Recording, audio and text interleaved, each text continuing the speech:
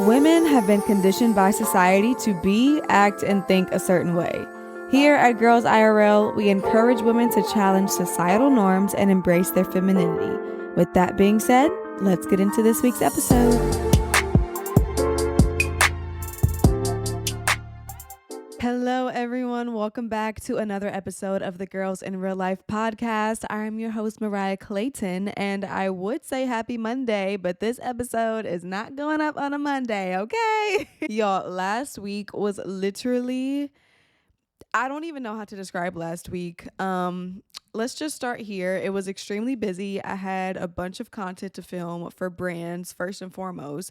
But aside from that, Ace was also sick. So his school sent us a message on, I think it was Tuesday, and was like, Ace is running a fever. Like, y'all are going to have to come and pick him up. And I thought that, it was just some kind of little, I don't know. I thought he was teething. A lot of times when babies start teething and their teeth start coming in, they tend to get a fever. So I was like, well, he should be better by tomorrow. And then the next day, he was acting normal. He did still have a fever, but he was acting pretty okay. So I tried to send him to school, and they were like, no, he still has a fever. He can't come. So Ace had been with me that day, and we were just, running errands, playing outside. He was being very, very normal. And then later that night, he started to get just very like lethargic. His temperature started rising a little bit more. So we were just a little bit concerned because we were like, okay, maybe he really is like getting sick and, getting some kind of virus or something. And so then the next morning, he still had a fever. He was very hot. So we decided to take him to the pediatrician, and they told us that everything was like fine, but he had some drainage coming out of his ears because y'all know he got ear tubes back in April, and they were just starting to like drain some kind of, I don't even know what it's called, just like they were draining stuff. So she prescribed him some ear drops, and she said that if the fever doesn't go away by Monday, to like bring him back in. But the fever ended up going away, not the next day, but the day after that. So he literally had a fever for 3 days. My poor baby, we had to give him those ear drops, and he hates them so much because you have to like lay them on their side, and then you have to do 4 drops in this ear, and you have to hold them on the side so that all the eardrops like go down. So you have to hold them on their side for like 5 minutes, and he's just screaming and crying and fighting because he wants to get up and not be held down, which understandable, but like we have to do it. And then you have to do the same thing on the other side. So it's just a whole thing. But anyways, I said all of that to say, because Ace was sick and because he was home pretty much the whole week last week, I had zero time to sit down and film a podcast episode because I was trying to take care of my baby. But he is much better now. I'm actually recording this on Monday, which is the day that this episode was supposed to go up. But he is back at school now, so everything is all good. So I was like, you know what? Let me just try and see if I can get this episode recorded, edited, and uploaded. Maybe I did post it on Monday, like Monday night, or maybe I'm posting this on Tuesday. Like, I literally have no idea, but this is a very, very recent recording. Like, literally probably the most recent recording you guys are ever gonna get, because it's literally like the day of or the day before. So yeah, that was pretty much our whole entire week, was trying to take care of Ace and make sure that he was okay. We did end up doing something fun this weekend. Me and Justin went to go play in a sand volleyball tournament over the weekend with some of our friends. And first of all, it was extremely hot, but we had a lot of fun. The boys, like, it was boys and girls. So I was teamed up with like my friend, and Justin was teamed up with his friend. And the boys actually like got second place overall, which was really cool. They won a t-shirt and everything. Me and my friend Leslie, we did not do that great. I don't want to say we didn't do that great, but we definitely could have done better. And I was trying to be nice to myself because I haven't played volleyball in like 2 years, y'all. Like, it has been a minute since I picked up a volleyball and like actually played. So it was fun to get back out there. I still got it, needless to say. We just weren't as good as I thought they were going to be, but it was fine. I think we got like third overall, but there was literally only like 5 people in our pool, and Justin and them had like 15 people in their pool, so they kind of did a little bit better than us, but we still did all right. Anyways, I knew I wasn't gonna like go out there and try and really win. I really was just trying to go out there and have fun, but I'm so competitive that like I can't help it. But I definitely do want to get back into playing more because I'm used to playing indoor, so I don't really do sand a lot. I played sand in high school over the summer. Like every summer I pretty much went out there and played sandball.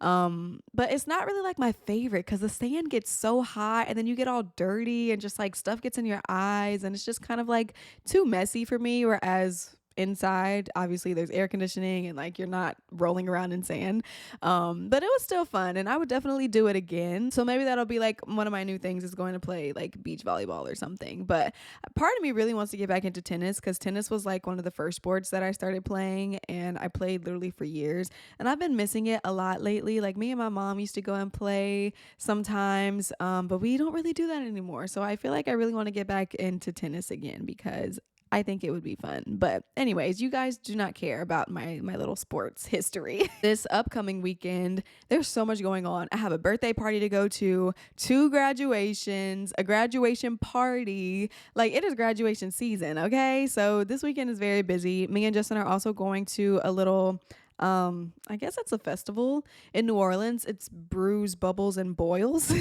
I think this is the first year that they're putting it on, but it's basically like beer, bubbly like champagne, and then crawfish obviously. So we're gonna go to that on Saturday and then we have to be back in Baton Rouge for my cousin's graduation party. So it's gonna be a very, very busy weekend, and I think that that is actually a great segue into today's podcast episode because as you guys can tell by the title, we are talking about living a balanced life, how to achieve a balanced life and not feel so overwhelmed and anxious by all of the things that are going on. Because I don't know about you guys, but for me personally, like I get overwhelmed and stressed out very easily, especially if there's a lot coming up that I know I have to do and I just start thinking about it and overthinking about it and just like stressing myself out with the to-do list and all these kinds of things. Like it can be a lot when you have a lot of things going on. So today's episode is really going to be about how to live a balanced life. What does a balanced life look like? And hopefully it'll help take away some of that stress and anxiety and overwhelming feeling that I feel like a lot of us experience when too many things start to load up on our plate. And honestly, I think just like as a mom, like from a mom's perspective, just like feeling like you're doing everything, you know, like you're tired of doing it all. You're just tired of being the person that has to clean the house and watch the kids and do the dishes and do the laundry and all that stuff, right? Like I definitely feel that also as well, with just like struggling with trying to manage it all and trying to do it all. And so I feel like if again, you get overwhelmed really easily, or you're stressed, or you have a lot of anxiety, or you're constantly like juggling all these various responsibilities, then this episode is definitely for you and it's definitely for me. So I actually did quite a bit of research for today's episode and I came across this article on Psychology Today about living a balanced life. And there was an excerpt that I wanted to read that I feel like is going to just help set the tone for the rest of the episode. So it says, an imbalanced life feels like a constant battle. You are trying to protect your me time against everyone else's priorities. You want to prevent your work from stealing your family time away. You wish you wouldn't get distracted by the speed and uncertainty of modern life. When the world around you is out of balance, you feel imbalanced too. It creates a battle between what you want and what you have to do. And I feel like that is the constant battle that is in all of our minds when we're trying to live a balanced life, is balancing the things that we want to do with the things that we have to do. And a lot of times when the things that we have to do start to get so overwhelming and like the pressing issue of everything, then you feel out of balance because like now you're not getting to do the things that you want to do because you're only focused on the things that you have to do.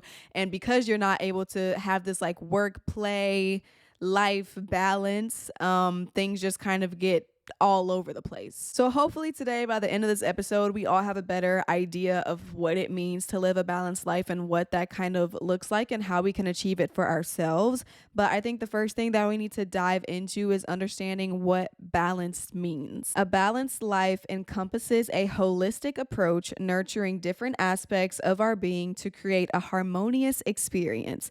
It involves finding equilibrium in multiple areas, including relationships, health, personal growth, leisure, leisure, and spirituality. I loved this definition because, again, it mentions like this holistic approach, like this all-encompassing approach, because a lot of times when we think about balance in our own lives, we're more so focused on like the work and play balance. And I feel like there are so many other things that kind of go into it, and there are a bunch of different categories that you need to take into consideration on what a balanced life looks like for you. Because you could have a good work and play balance, but your relationship balance is out of whack, or your spirituality balance is non-existent. So I think there's definitely more to living a balanced life than just like trying to figure out a good balance between work and play. Y'all know the saying, all work, no play.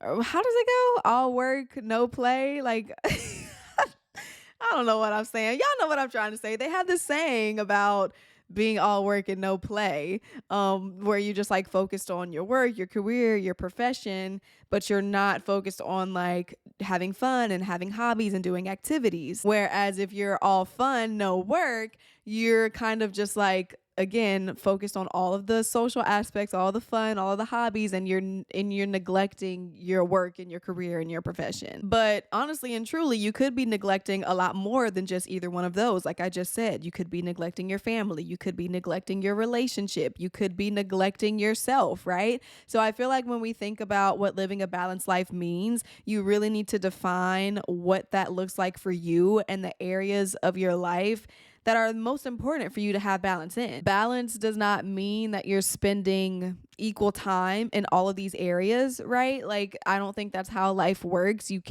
Everything can't be 50-50 or 25-25, 25-25, right? But it's more so about finding harmony and fulfillment in all of these different aspects of your life. So one day it might look like 50-50. Maybe another day it might look like, I don't know math, 75-25, right? I say all that to say because I'm not about to be out here looking stupid because I don't know how to do math. Balance doesn't mean that you're going to have equal time in all of these areas, right? One day it might look a certain way and another day it might look completely different. But as long as you are finding harmony and fulfillment in all of these different areas of your life, then that is what that balance looks like for you that day. So you really have to be intentional about like finding what your definition of balance is and discovering what's most important to you. Where do you want to spend your time? What do you want to be doing? What is going to make you happy and fulfilled in your life? What are your priorities? What are your goals, right? Like, these are all things that we need to be thinking about and considering in order to even take the first step of like living a balanced life. And obviously the first step of achieving that balanced life is going to be, like I just said, identifying your priorities. So I want to give like a list of a few things that could be important to you, maybe give you something for you to think about on your end of like, is this a priority for me? Like, do I really care about this or do I not care about this? So some things that I have on this list of like identifying your own values and priorities are physical health. I feel like that's a big one for me. Like, I really am prioritizing my physical health and making sure that like I'm taking my daily walks, or I'm going on a run, or I'm doing a quick little 30-minute workout, or doing a Pilates class, right? Like, physical health is something that is very important to me, and I need it in my life in order to feel like I have that balance. But for you, it might not be like as important, but it could still be somewhere on your list. Another priority for you could be mental health. Maybe you really love going to like therapy and counseling, and that's super important to you. Maybe you really like journaling and writing out your thoughts and answering self-reflection questions. Another priority could be your relationships, whether it's your friendships, whether it's the relationship with your siblings or your parents or your significant other. I feel like relationships is probably going to be on everybody's list of like, that's a priority and a value for them. Another priority could be self-care. Maybe you really like love when you're able to just take a nice long bath, do an everything shower, do a luxurious skincare routine. You know, like maybe self-care is just really, really important to you, and you want to make sure that you have time in your day and in your life to ensure that you're taking care of yourself and you're giving yourself all the love and attention that you deserve. Another priority could be spirituality. I feel like this is another big one for me. I've really been trying to get back into praying and reading my Bible in the morning, and just setting time aside to spend alone time with God, put on some worship music, dive into my word, really talk and reflect with him. You know, that is something that is really important to me, and it could be important to you. Another priority could be like achieving your goals, whether that's professionally, whether that's personally. I don't know what that looks like for you, but again, that's something that I really value in my life, is like making sure that I have time to work on my brands and my business, and ensuring that I have enough time allocated in the day to get everything done that I need to get done in order to be successful. Another priority could be your social life, okay? This is not a super big one for me, just because I feel like I do have a social life, but for me, I'm not super big on going out and partying and spending time with friends. Like I don't need that in my life to feel balanced and fulfilled, but maybe you do. Like maybe you're a very extroverted person and you get your energy from being around people and doing things and meeting new people and making new friends. Like maybe that is something that you absolutely need in your life. And I'm all for that if that is what you need. Just for me personally, I don't know. Like I want to have a little bit of a social life, but again, like that's not going to be a super big priority on my list. It's just going to be a little bit further down.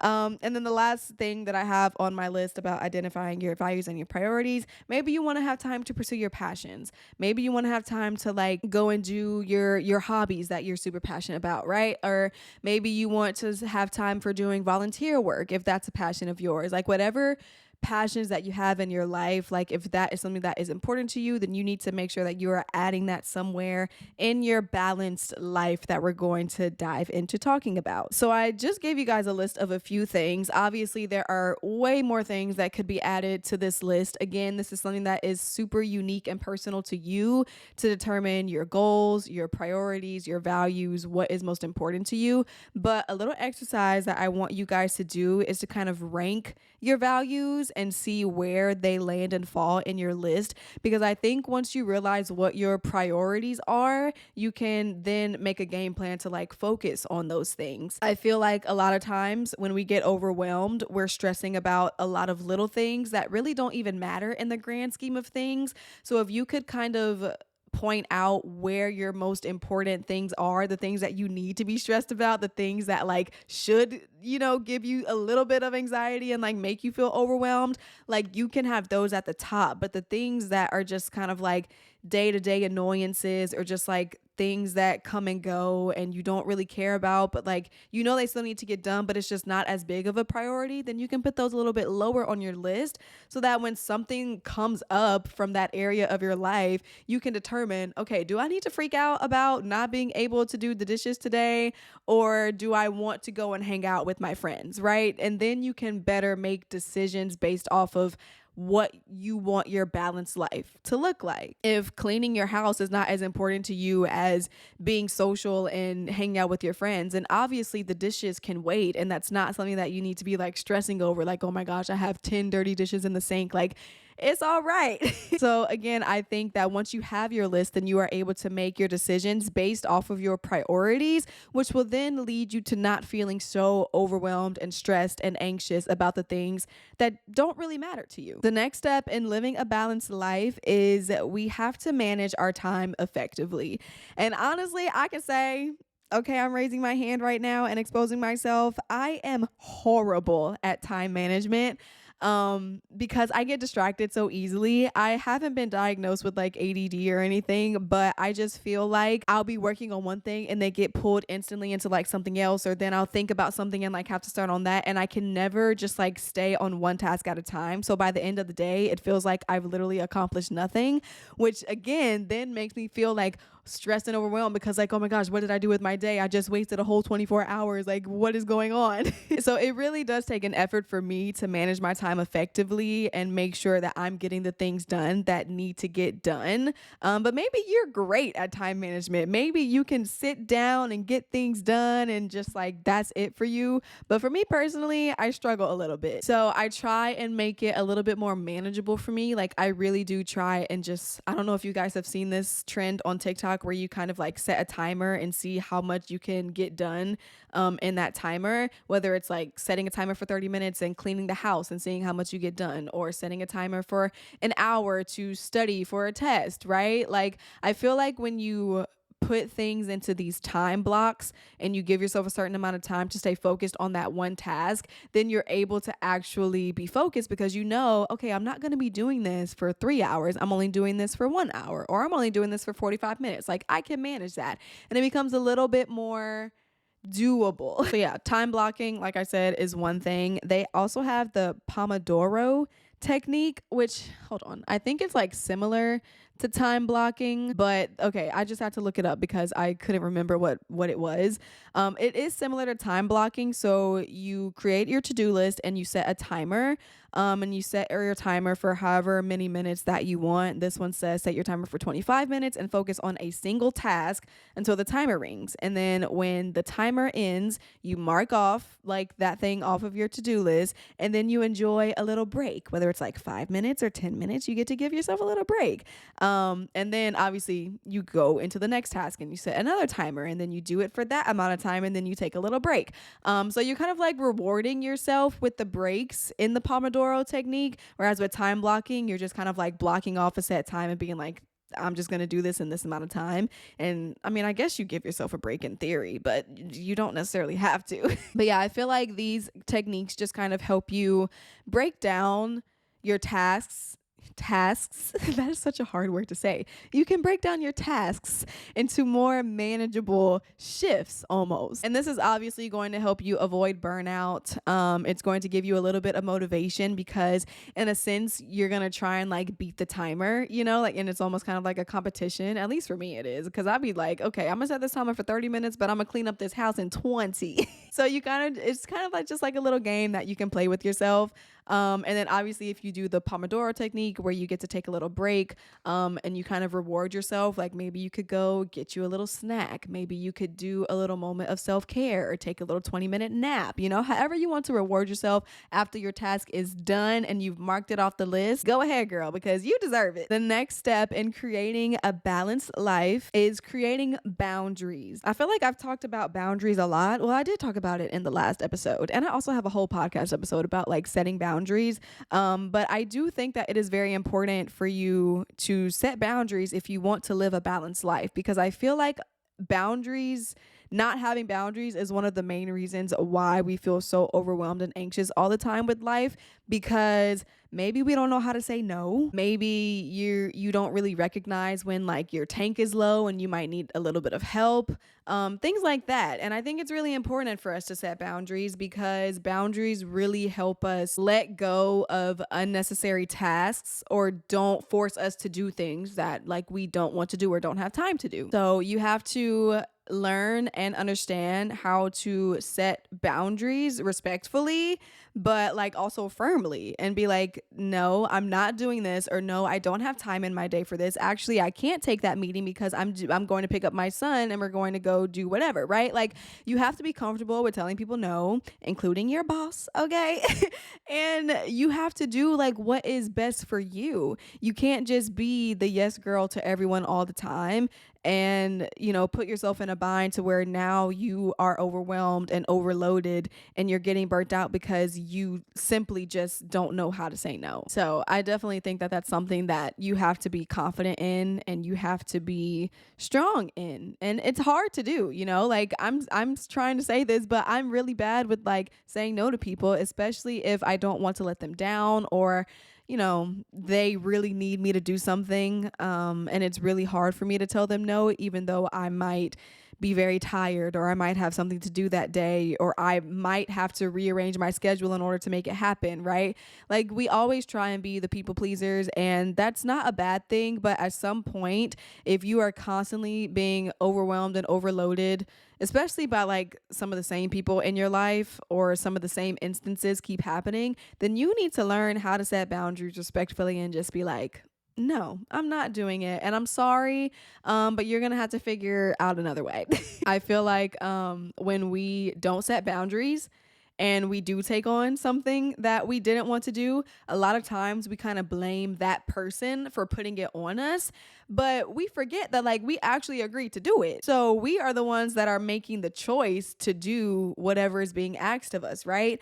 So you have the authority to say no. You have the authority to like ask for help if you need help. It doesn't just have to be on you all the time. So just know that you have a lot more control than what you think you do. And I know that it could be scary to like stand up to your boss or stand up, I don't know what other powerful figures might be in your life. Maybe you're scared of your parents to like tell your parents no. I don't know. But you have to get to the point where like saying no doesn't scare you, because at some point you're going to be sacrificing your balanced life in order to help them live theirs. And it's like, that's not fair, Okay, the last step of creating a balanced life is you have to embrace the unexpected, okay? You can create the to-do list, you can have your day mapped out, you can think that everything is going well and dandy, but we all know that life is gonna life, and life is gonna life hard, and some days are gonna be harder than others. So you have to be willing to just embrace the unexpectedness of what life is going to bring your way.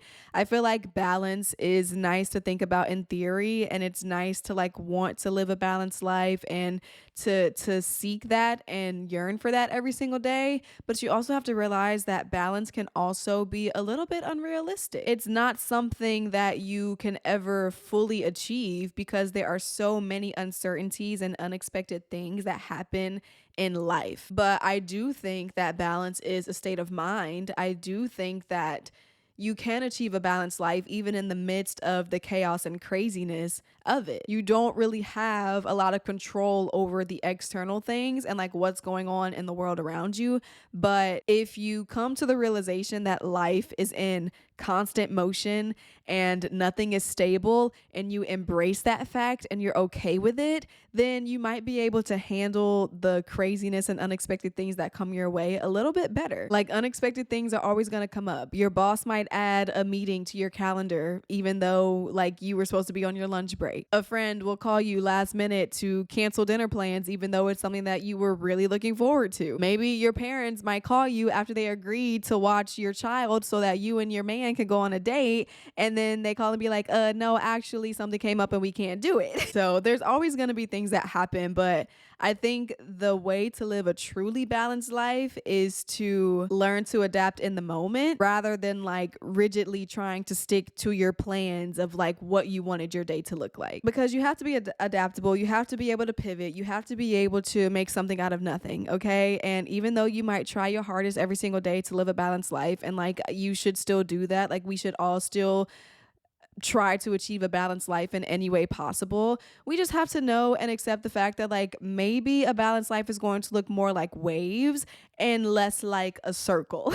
I think the better that you are at being able to accept the unexpectedness and being able to pivot, then you are going to be successful at living a balanced life because you're able to shift and change with things as they do. And so now, instead of getting so worked up and annoyed about the fact that things aren't going the way that you wanted them to, you're able to kind of figure out a way to like make your day as best as it possibly can be with the circumstances that you have been given, So even though, living a balanced life is what everyone wants and wants to have, you have to remember that balance is not a destination, but balance is a journey. It's this constant like ebb and flow between your plans and life and something happening in the middle where life kind of disrupts those plans. You might feel out of balance from time to time, but balance is truly a mindset. So if you're able to kind of shift your mind into thinking like, it's okay, like instead of doing this, we can do this, or instead of that, we can do that, then you have more tools in your arsenal to be able to kind of make something out of nothing. So you might feel out of balance from time to time, and honestly, that is normal, but you can't approach balance with like this perfectionist mindset because life is not perfect. Life is messy, life is chaotic, life is a lot,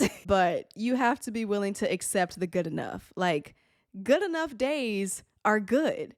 You don't have to have the perfect day every single day. Everything is not going to go to plan every single day. But as long as you can lay in the bed at night and be like, that was a good enough day. Like, I survived. We made it through, even though my boss did this and my baby did that. Like, we pivoted and we embraced all the unknown and uncertainties. And like, today was a good enough day. And that's all right. So I think the last thing that I want to leave you guys with is it's really important to seek balance in the long term and not just in an instance. Life is so unexpected and crazy that like you're not going to be able to have that balance in every single instance of your life. But if you can just have an overall balance, like in every single aspect of your life and be in it for the long haul, then I think that you will feel the most balanced out of anyone. Because yeah, you're going to try and make sure that you're hitting all of the things on your list and doing all of the things that you want to do. But even if you don't, you still feel okay and you still feel fulfilled. Wow. And you still feel fulfilled because you know and understand that balance is a state of mind and balance is a constant journey. And even though today might not have been perfect, tomorrow might be a little bit better. So anyways, I feel like that's really all that I have to say. I really wanted to do this episode just because, again, I have been a lot overwhelmed a lot.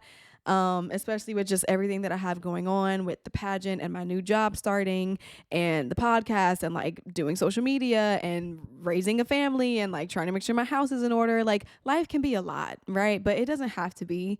And as long as you're focusing on the things that are important to you and embracing the changes and uncertainties that life throws at you with grace, then you're going to be okay and you're going to find that balance that you are looking for. The best way to find balance is to let go of our need of control because no one has ever found balance with trying to control everything. So anyways, that is all that I have to say. I know today's episode was a little bit shorter, but I really am trying to get this edited and uploaded very, very soon for you guys. So hopefully I did that. But I hope you enjoyed today's episode. I hope I was able to kind of help you pinpoint the areas in your life that are important to you, what you need to be focused on versus what you don't need to be stressed about, and understanding what a balanced life truly looks like. If you like the episode, please don't forget to subscribe to the podcast before you leave and leave me a nice little comment or a review. I love reading them so much. I hope you guys have a great Monday or Tuesday whenever I upload this, a great week, and I will talk to you in my next episode. Bye.